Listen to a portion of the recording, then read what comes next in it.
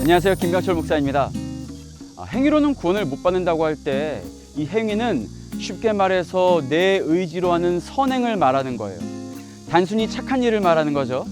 하지만 믿음으로 온전하게 하는 이 행함은 내 의지가 아닌 성화의 모습을 말합니다. 우리가 흔히 갖고 있는 오해 중에 하나가 바로 믿음으로 구원을 얻는다고 말할 때 이 믿음을 말씀을 이해하고 받아들이는 것을 여깁니다. 그래서 말씀을 받아들이고 이해해서 믿는 순간 저절로 구원의 상태가 뿅 하고 완성된다고 믿는 경우도 있어요. 하지만 기억하시나요? 구원은 한순간의 상태가 아니라 하나님과 함께 걸어가는 여정이라고 말씀을 드렸습니다. 그래서 믿음을 온전하게 하는 행함이란 구원의 여정 속에 들어온 후에 하나님께서 펼쳐놓은 은혜의 삶의 모습으로 반응하는 것을 의미합니다.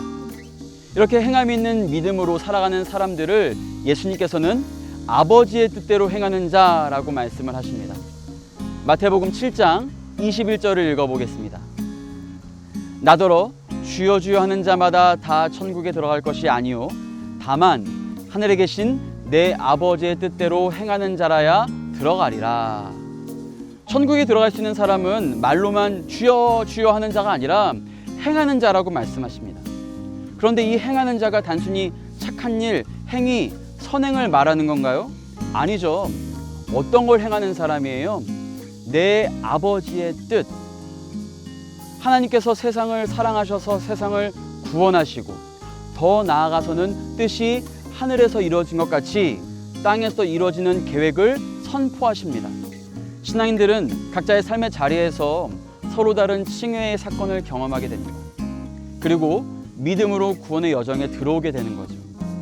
구원의 여정에 들어오게 되면 하나님께서 나를 이렇게 사랑하셔서 지금 이 순간까지 인도하셨구나 하고 이전에는 보이지 않았던 하나님의 섭리를 깨닫게 됩니다.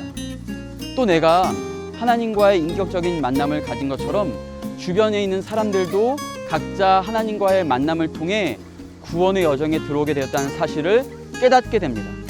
이렇게 되면 주변 사람들이 단순한 이웃을 넘어서 하나님의 귀한 자녀들, 형제 자매로 보이게 되는 거죠. 그러니 나를 구원하신 하나님과 하나님의 구원을 경험한 이웃들을 함부로 대할 수 있나요?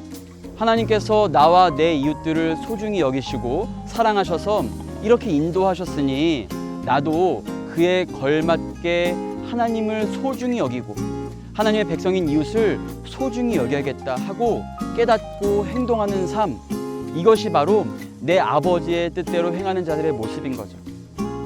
이렇게 행함으로 우리의 믿음은 더욱더 온전한 상태로 구원의 여정을 걸어가게 됩니다. 그래서 행함으로 믿음이 온전하게 된다는 말은 믿기만 하면 자동으로 구원의 상태 속에 들어가서 완성되는 것을 말하는 게 아니에요. 믿음에 대한 반응, 하나님의 뜻을 깨달아서 그 뜻을 가족과 이웃과 동료들에게 행하는 삶을 살게 된다라는 말입니다. 행함이 있는 믿음으로 구원을 얻는다는 말은 죽어서 가는 하늘나라뿐만 아니라 지금 이 땅에서도 하나님의 은혜와 인도하심에 내 삶이 반응한다는 것이고요. 그 반응으로 말미암아 우리가 지금 이렇게 살 수 있는 것이고 또 삶을 살아가도록 도와주신다는 사실입니다.